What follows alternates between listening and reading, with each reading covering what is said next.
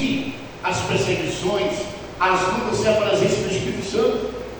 Porque o Espírito Santo, ele enchia a igreja da presença do Senhor, dava desejo, a comunhão aumentava. Nós vemos o inconstante Pedro, que nega Jesus, diz não conhecê-lo, né?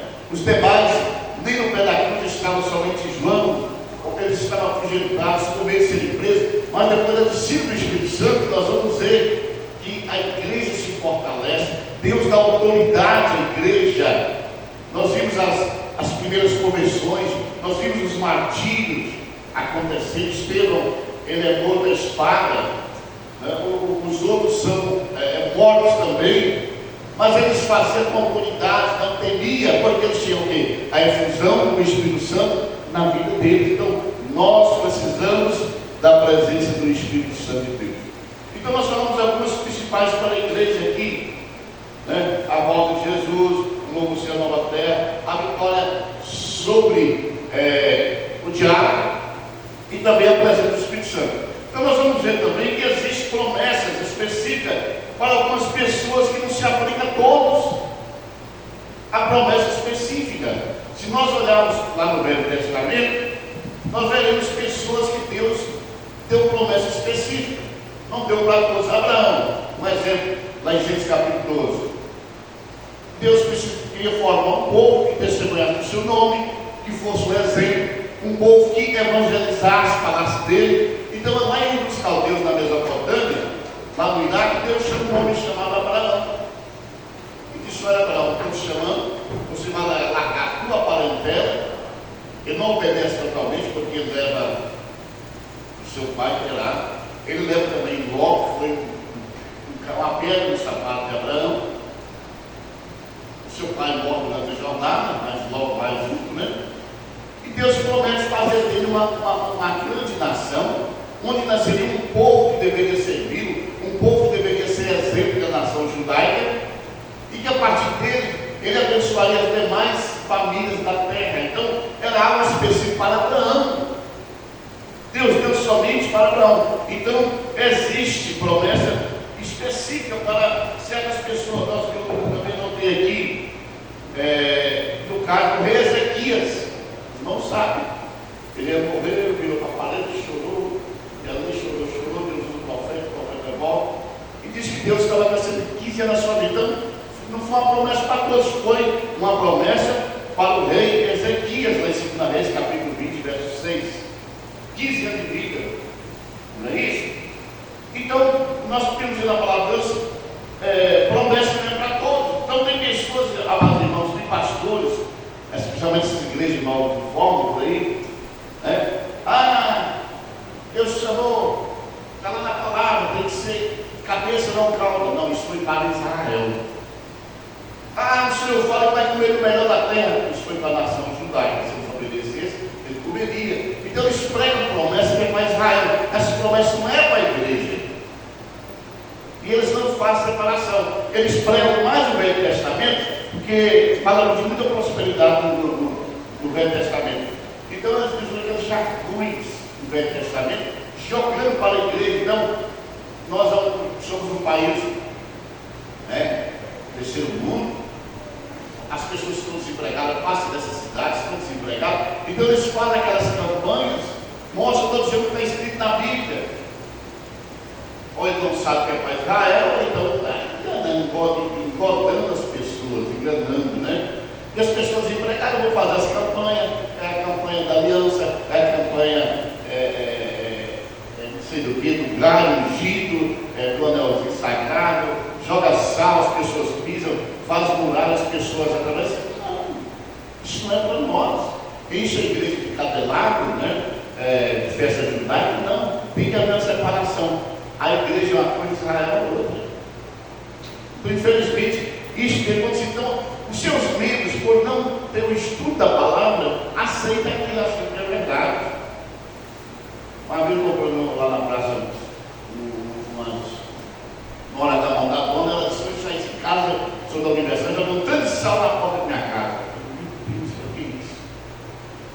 Jogando sal na porta da casa, sem conta ela foi no corpo.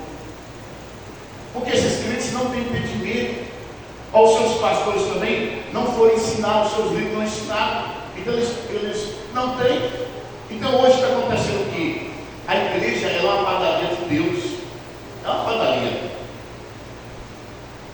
Ela tem que alimentar as pessoas. Mas infelizmente muitas igrejas não tem pão para alimentar. Tem migalhas, não tem pão. Aconteceu lá no Belém de Osaka, né? Quando aquela família foi para Moab, porque faltava pão, as outras famílias esperaram, passaram a perrengue e venceram. Mas saíram de lá, perdeu 2 filhos, perdeu o esposo, né? Devia ter ficado. Alguns se ele tivesse passado a provação, não ia sair do lugar, não, achando, espiritualmente não. O mesmo Deus que opera no lugar, Ele opera em todos. Não é isso? Igreja é uma coisa, nós somos a igreja. Nós podemos sair daqui e fazer aqui debaixo da alma, está aqui mais, como eu falei lá nos Estados Unidos, tem lugar que de manhã é uma igreja, à tarde é uma boate, que lá é caro nos aluguéis, e às vezes a igreja divide com outras facções que fazem festa, né? Então, nós não adoramos o templo, nós não veneramos. Olha o que aconteceu com a nação judaica. Eles veneravam o templo, tinha a arca como amuleto, e pecavam, desobedeciam a Deus. Nós temos o grande templo de Salomão, agora que Deus já manifestou aqui, temos a arca da aliança, e faziam o que aconteceu, porque eles não sabem o que aconteceu lá, aqueles filisteus. Eles pegaram, os filhos de Eli foram com a arca da aliança, nos ombros, e foram lutar, chegou lá, morreu todo mundo, quase todo mundo, né? Chegou um homem lá, quase morto, sendo que ali mataram os filhos e roubaram a arca da aliança, porque eles tinham como amuleto. Então tem pessoas que servem a Deus, mas acham que precisa de amuleto. Não, vou levar aquela aliancinha na campanha, vou levar para o meu dedo, eu vou levar aquela folhinha que me deu na igreja, vou levar para o trabalho, Deus vai me prosperar. Às vezes, pela ignorância, Deus vê, pela ignorância espiritual da pessoa, que seus líderes não ensinaram. Então, precisamos do ensino da palavra de Deus. O ensino já não está fácil, muitos estão retrocedendo. Imagina sem ensino. Então, os líderes têm que se colocar como grandes homens e colocar a palavra de Deus em segundo lugar. Então, nós citamos aqui essas promessas. Agora tem a promessa para Israel. Então Deus deu as promessas a Israel. Deu lá no monte, né? Entregou as promessas. Além daquelas promessas, eles tiveram ali, não sei o que parece, 633 outras promessas e leis que eles tinham. Então seria qual o acordo que Deus escreveu sendo aliança? Se vocês obedecerem, vocês serão abençoados. Eu vou abençoar vocês se vocês cumprirem. Porque uma promessa tem cláusulas. São de um lado uma pessoa, do lado do outro. Então, de um lado era Deus, e do outro lado a nação de Israel. Minha promessa é o seguinte: se vocês me obedecerem, eu prometo abençoar vocês. Senão, se vocês serão desterrados da terra, né? Os seus inimigos vão apanhar vocês, vão escravizar. Se vocês forem desobedientes, então nós vemos lá em Deuteronômio 28:15, uma promessa. Segunda Crônica 7:14, é bem conhecido, não é? Segunda Crônica, se o meu povo, o que diz?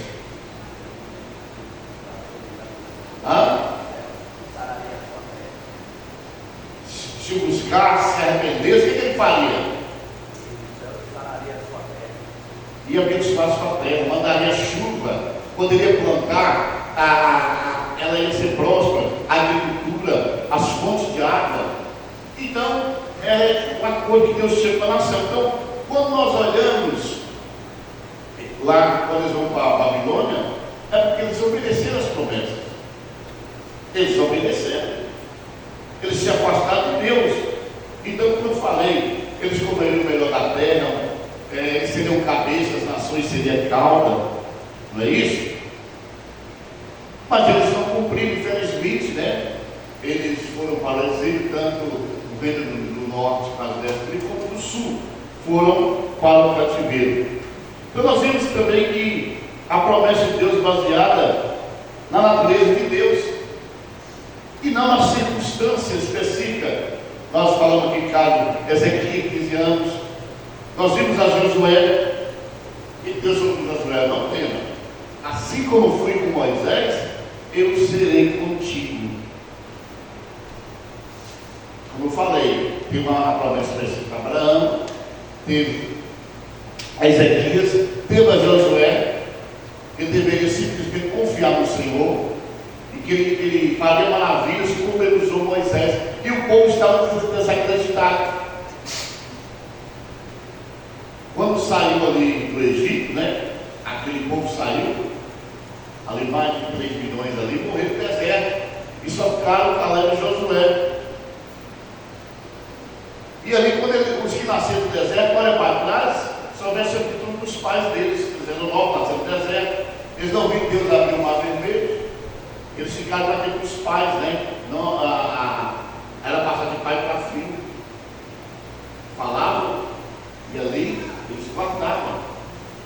E ali, Josué triste, e os anciãos ali desacreditaram. Ah, não, Moisés era profeta, Moisés era estadista, Moisés morreu, e agora? Aí Deus vai para Josué: acorda, Josué, assim como fui com Moisés, eu serei contigo. Então Deus sempre tem o seu Josué, Deus sempre tem o seu Eliseu para substituir Elias, o Josué para substituir o Moisés. Mas hoje está em falta. Hoje a dificuldade é muito grande, né? Como o Senhor disse, né? Será que eles vão chegar na terra para encontrar fé? Porque muitos estão desanimando, muitos não estão prosseguindo.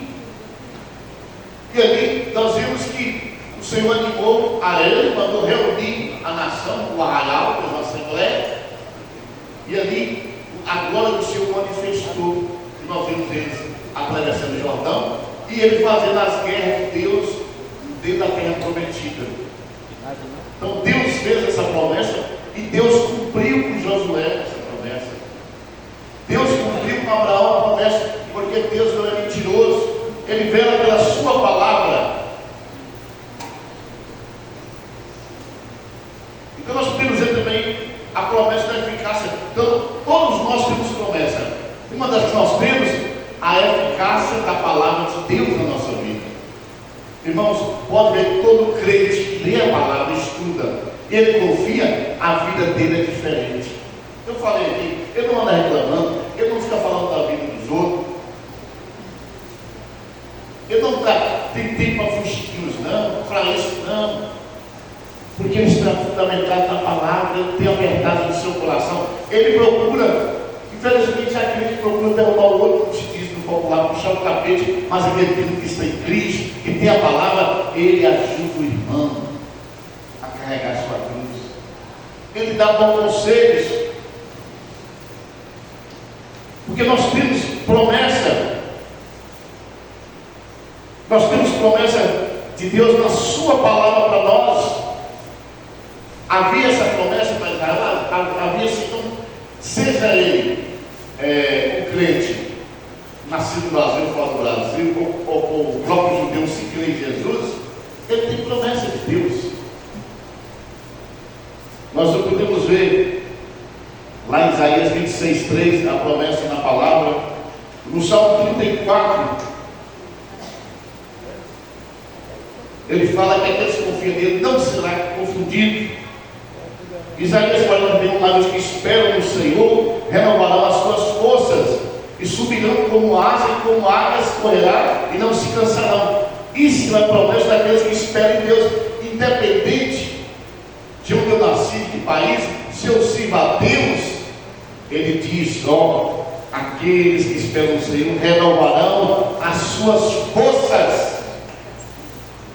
Isso aqui é espiritual. Eu já vi alguns pastores tomando isso aqui como: olha, eu tenho, pastor Javé, tem a palavra de Deus em mim, eu espero no Senhor, então eu corro, eu posso subir morro, não canso. Não, aqui o Senhor está falando espiritualmente, aqui não está falando que confia no Senhor, espera no Senhor, voarão como águia, correrão e se cansarão, vão subir morro e não cansarão. Não é nesse sentido, não. É no sentido que o Senhor está falando aqui, que como águias voarão, então da luta que você está passando provação, você vai voar espiritualmente com ave acima dos problemas. Você vai correr a sua jornada e não vai se cansar, porque você confia no Senhor, você espera no Senhor, você se deleita no Senhor.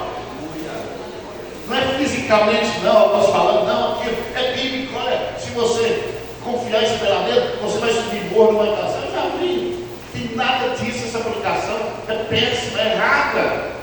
Isso aqui está falando em termos espiritual. Então essa promessa também é uma promessa para todos aqueles que esperam no Senhor, terão esse fortalecimento espiritual. Então nós vimos aqui, nós temos que saber separar aqui. Promessa para Israel é uma, promessa para a igreja é outra, promessas específicas para determinadas pessoas.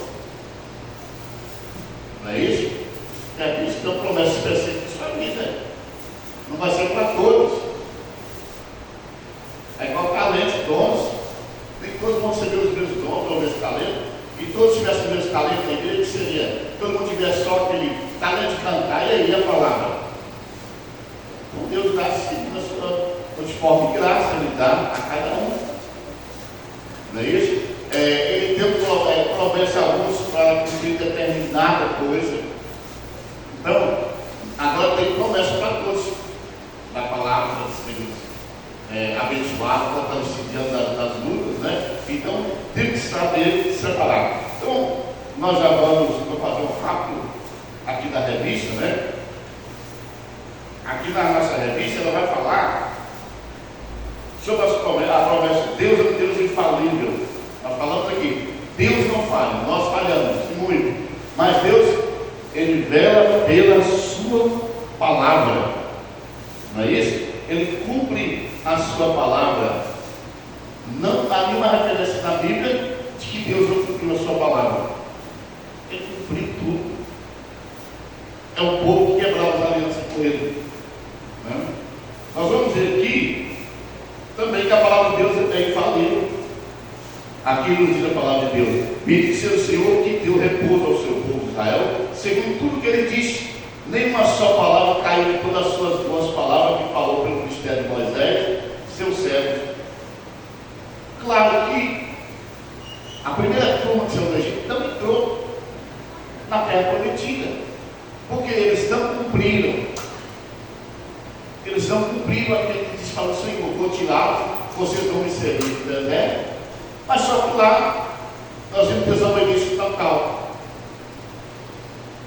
Deus proveu tudo. O que aconteceu? Eles morreram no deserto, ficaram 40 anos errando. Aí os seus filhos que nasceram, como Caleb e Josué, entraram. O amor dele foi tão grande que os remanescentes entraram na terra prometida. Nós vimos a covardia dos espias, né? A terra lá tem muitos frutos, verduras abundantes, só tem um problema gigante. Irmãos, tem que entender, sempre nós teremos gigantes diante de nós. Sempre. Esse gigante vai simbolizar, às vezes, problema de relacionamento dentro da família, problema na saúde, desempregos, tentações. Então esse gigante não vai cessar. Sempre nós vamos ter que matar um gigante por dia. Quando você levanta já para trabalhar, você já está com certeza, tem que matar um leão por dia. Então Jesus não falou que nós teríamos vida fácil aqui na terra, não. Não, Jesus não falou sobre isso. Mas como eu falei, muitas igrejas pregam facilidade que não existe. Fala que não existe sofrimento. Então, peraí, por que Paulo foi decapitado em Roma durante o governo de Nero? Deus foi injusto? Não, Deus não disse que ele viveria por toda a vida, não. Ele estaria diante de reis, estaria diante de sacerdotes. Ele apanhou, teve fugido no cesto, colocaram no cesto sobre o muro, queria matar, passou naufrágio, passou tanta luta, mas lá em Roma ele foi decapitado no seu final. Além por isso ele teve medo. Então Jesus não falou para nós com facilidade, não prometeu isso para nós, não. Ele não prometeu casa própria, não prometeu bicicleta, moto, carro, não. espiritualmente, estar conosco, nos abençoar, e aí vamos trabalhar, vamos lutar, até a volta dele, até a nossa ida. Então muitos engodos aí, mentiras, falácias, têm sido pregados por pastores, para trazer multidões para as igrejas, só pregam bênção, bênção, bênção. Mas não, Deus é amor, mas Deus também é juízo e justiça. Nós temos que entender sobre isso. Então Deus, a sua palavra é infalível.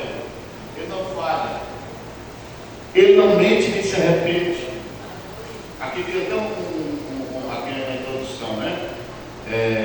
Números lemos que Deus não mente, nem se arrepende. Ao longo do capítulo 3, há uma coisa que é falsa verdade, que o Altíssimo não mente, nem se arrepende. Então nós vamos ver aqui a história de Balac, infelizmente, né? Aquele falso profeta, ele foi para amaldiçoar o povo de Israel. Mas quando ele foi amaldiçoar, ele quebrou a cara. Deus colocou na sua boca a bênção sobre a nação. E Deus abençoou o seu povo. Deus não quer amaldiçoar o seu povo. Estou passando esse amor de Deus. Não, é o meu erro. É os meus atos. É aquilo que eu fiz. As tempestades. Claro que às vezes nós tivemos tempestades, nós não plantamos também. São circunstâncias da vida, né? Tem pessoas que precisavam tudo na vida deles. É um servo, uma serva de Deus, mas precisava tudo, perde isso, perde aquilo, e não tem explicação. São circunstâncias da vida. Nós estamos sujeitos às oscilações da vida. E aqui dizendo, Deus não se arrependeu. Aqui em Gênesis 6, quando Deus manda Noé vacilar, a Bíblia diz que Deus se arrependeu de ter criado um homem. Porque o homem naquela época só queria comprar, vender, casar. Não é que seja errado, mas eles não buscavam a Deus. Havia inúmera idolatria, morte, assassinato, genocidas, eram terríveis naquelas épocas. Mas Deus escolheu Noé. Mas se o homem se arrepender, não é porque Deus arrependeu, não. Se o homem se arrepender, Deus usa de misericórdia. Uma vez meu irmão foi no meu portão perguntar sobre isso. Mas Deus não se arrepende. Quer dizer que Deus se arrependeu? Não. Foi o homem que se arrependeu do pecado e voltou-se para Deus. Ele sempre é isso, né? Ele sempre fala isso à porta, se arrepender e me buscar, trarei-se a promessa